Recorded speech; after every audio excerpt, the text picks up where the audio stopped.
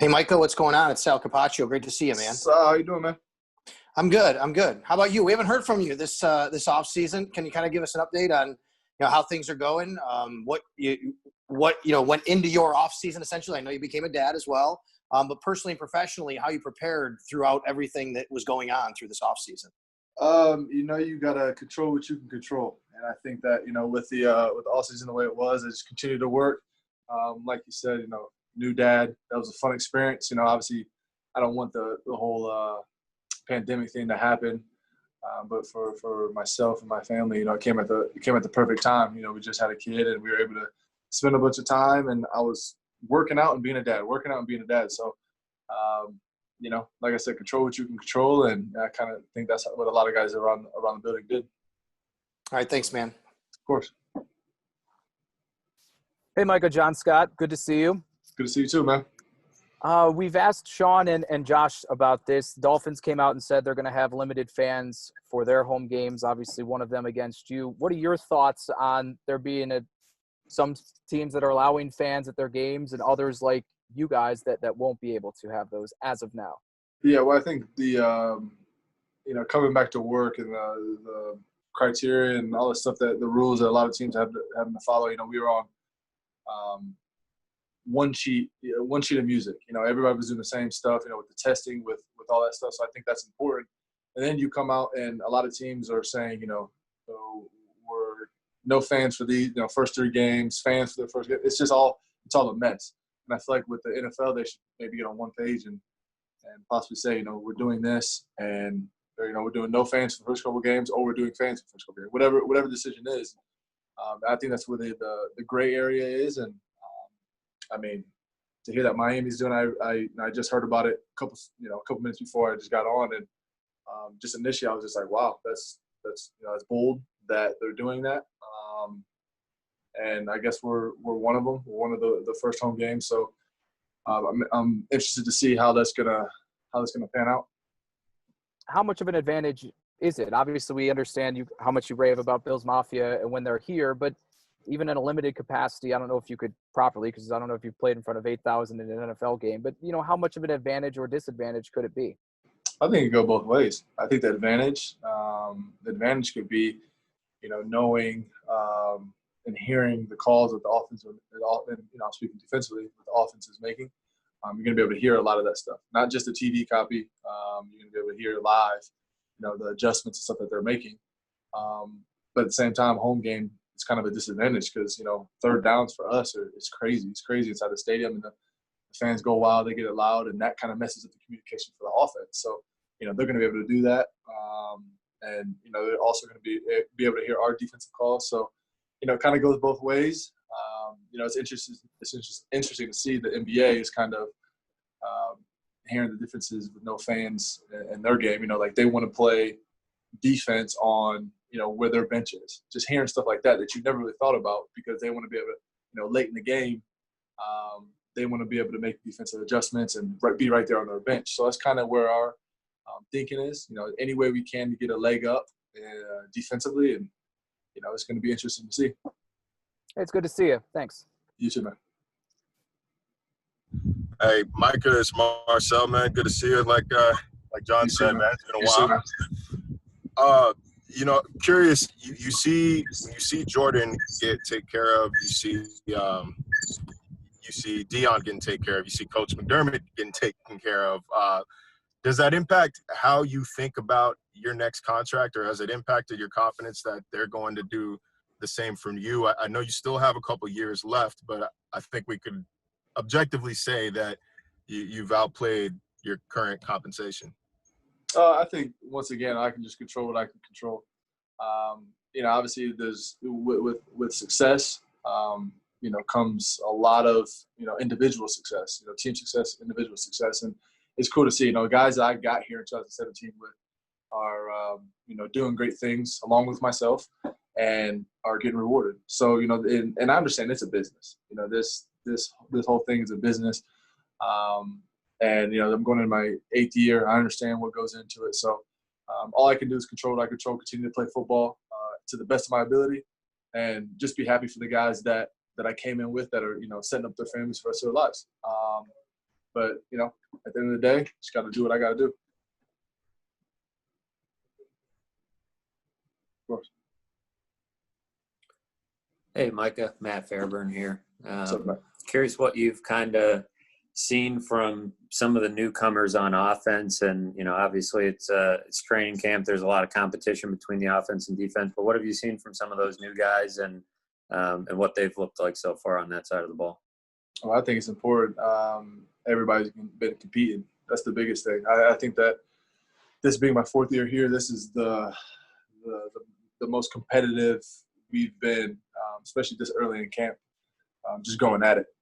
Not just the corners versus the receivers. You got safeties versus tight ends. You got running backs involved with linebackers. And it's good to see the offense. We've had some down years here. And I say that 2017 went to the playoffs, but did we make a splash? No. 2018 we had a tough, very tough year, and I think that defensively is, obviously this is a team game. Defensively, we felt like we was playing, well. We could have played a lot better. Offensively, we were kind of struggling. So to see that process of the offense coming along, guy like 17 just gonna go out there and compete every single day, and then the surrounding positions around him just stepping up too. It's good to see. So with the new guys and Diggs and Gabriel and those type of guys just making plays and doing all that, it's good to see, because there were some years that on offense we were struggling. There weren't those guys that make plays. So it's making us better. We're making them better, and ultimately it's going to make the team better. Awesome. Thanks, Micah. Yep. Hey, Micah, Thad Brown, good to see you. Appreciate your time. You too. You talked about, being able to maybe pick up things in game from offenses if there's no fan noise, being able to checks and stuff like that. The league, there's a rumor out there that the league is thinking about piping fan noise in during the game. Would you want that if they could adequately simulate what it would sound like during the game to hide things like it normally would be? I think there's pros and cons to that also. It kind of makes it more of a traditional game day, I guess, with the fan noise and stuff like that. It's kind of, the regular third downs and stuff like that. But at the same time, I think that having no fans kind of takes it to another level. If you hear the offense making an adjustment, and they run the play, then possibly they make that same adjustment, you can make a play on it. Now it's on them to kind of call out that same play, but get the defense to think that they're running this and then run something else. So it's a chess match inside a chess match, and that's what I love about football. It's a numbers game and it's a chess match, and so I'm kind of interested to see how it is without the fan noise. Do I want Bills Mafia at the home games? Of course I do.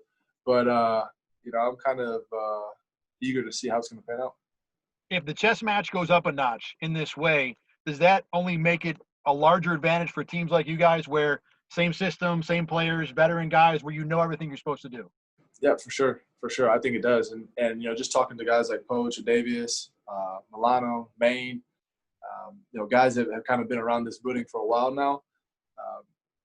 I think mentally we could go out. Obviously physically you got to go out there and practice. You got to hit. You got to be able to tackle. You got to do all that stuff. But I think mentally, a couple of weeks ago, if you put us on the football field against any other team, and Freddie calls a play, I'm betting on us, just because I feel like we have been around, been around each other long enough. Like you said, same defense, same coaches, and we feel like we can go out there and execute. Thanks, man. Appreciate it. Of course. Micah Hyde, Mookie Hawkins, Waffle Sports 1080. How you doing? I'm good, man. How you doing? I'm all right. I hope you don't mind me, camping out by your locker. Man, I like it. You can use it. I'm just making sure that it's everything. Nobody touches nothing, man. All right. Okay. But one of the reasons why I like you, man, is you don't talk much, but when you do speak, you speak facts, and we all know that your game speaks louder than that. And with that being said, that comes with being durable. So how have you been able to, maintain that level of durability? Oh, I think throughout the years of being in the NFL, you learn from a lot of guys. You gotta really pay attention, open your eyes, and see what the vets do. I think early on, being in Green Bay, I saw some key guys that I played with that, learned how to take care of their bodies and went about it the right way during the offseason. I think it's safe to say that my first couple of years in the league, I wasn't to the point where I am now, mentally, physically, so you got to learn along the way. Getting that wisdom throughout the years has really, showed me that, number one, working out during the season is huge. Not taking no breaks during the off season is huge. That, me personally, I don't like to take breaks because everybody knows once you get out of shape, it's hard to get back in shape. So I don't want to go through that. So I don't take any breaks. And then, during the season, just trying to keep your body right. Everybody's banged up, halfway through the season, towards the end of the season. So it's kind of about just being proactive, getting your body in training room and getting your body right so you can play every Sunday. Absolutely. Now, we all know coming in 2017, you was Coach McDermott's first piece of trusting that process, and now you're finding a way. Going into your fourth year, we all know that you didn't taste the Pro Bowls and personal goals and stuff like that. What's the mindset on tasting championships now? That's the number one goal. That's the number one goal. And I think that, just talking before about how we had some down years around here, mostly 2018 and last year we kind of moved in the right direction, but just looking around this locker room now, just I think we counted, me and Tredavious the other day during a walkthrough, we counted how many guys were here with us in 2017. I think it was like with the drafted guys and the guys that, we signed that year still in the building is like 7 or 8 guys. So, just being able to go through that process together, looking around, seeing the fresh faces, the fresh bodies, knowing that we have a shot. We have a shot. We, obviously there's a lot of work we got to do to get there. I'm not saying that it's going to come easy. There's going to be some adversity during the season, not to mention everyone's going through this pandemic stuff right now. So there's going to be some adversity. And I know that with the guys in the locker room, I'm not trying to go out there with anybody else. We're going to go out there, we're going to fight. And, it starts with somebody like 17 on offense. He's always willing to compete no matter what it is. And then defensively, we got some dogs over there. So, I'll go to war any day with these guys.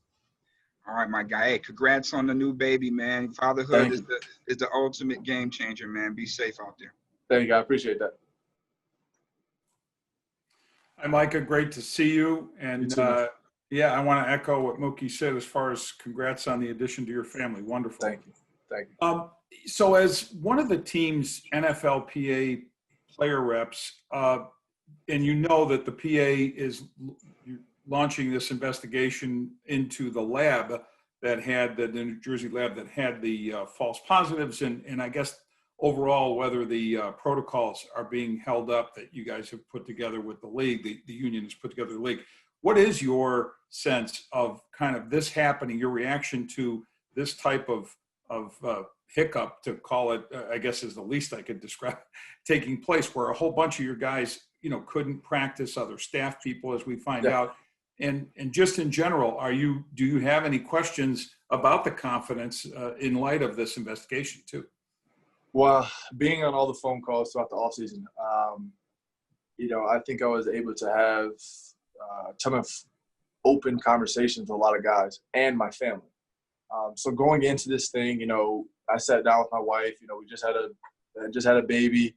I talked to a bunch of my family members, and I just want to have open dialogue. And I think that it was important because coming into the season, everybody knew there's going to be hiccups. Like, this thing has never happened before. We're trying to play football during a pandemic, and you can walk outside this building and you can watch the news and it's crazy. It's crazy, And I think we've come a long way since March, April, May, when it was really bad. So we knew there was going to be some hiccups. It's not going to be perfect. And I think that's what those NFLPA calls really opened my eyes to, is that there's so much uncertainty that no one can look into the future and know that this thing's going to go perfect, or look into the future and say that this is going to happen, this is going to happen. If that was the case, that lab stuff would have never happened. So I think that it's important to have open dialogue, conversations, speak with facts, not just stuff you hear on news channels and all that. And I think that was important. What happened yesterday is, the leader of our team, the leader of our leader in this building, Sean, he came to us. He told us all the facts that were going on.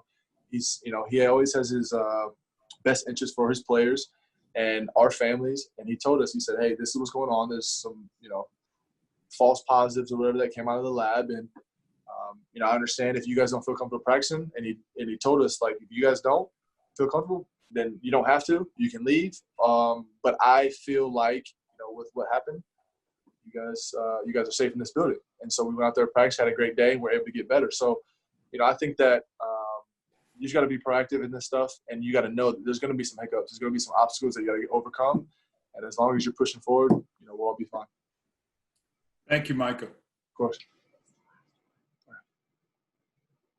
Yes, good afternoon, Micah. George Radney, Challenger Community News and 105.5 Sports Pro Talk. How you doing, George? Good afternoon to you, and congratulations on the newborn there. Definitely. Thank you. And question for you, two quick questions. One, do you feel the NFL should have a rule? Maybe that's for the NFLPA. Should have a rule where, hey, everybody either everybody's allowed to have fans or nobody can have fans in their stadiums for this upcoming season. One, and number two, is the defense predicated more on you being the quarterback of the safeties, disguising the coverage? Because you guys seem very successful at opposing quarterbacks. I always seem to say that your coverages, they have a hard time figuring out what coverage you guys are actually in. Yeah, so, first thing, the fans, I think that there should be, the NFL should come together with each stadium, each team, and say, this is what we're going to do. Because, like we just talked about, the Miami coming out and saying, fans for the first home game, there's gonna be some stir up, myself included. I'm just like, well, how are they going to prevent us, the fans from being close to us and all that type of stuff? So, we don't want to be around. We don't want to be around all that. So, I think that they all should have one goal in place. And then, second was a disguise. I think it's something we practice each and every day.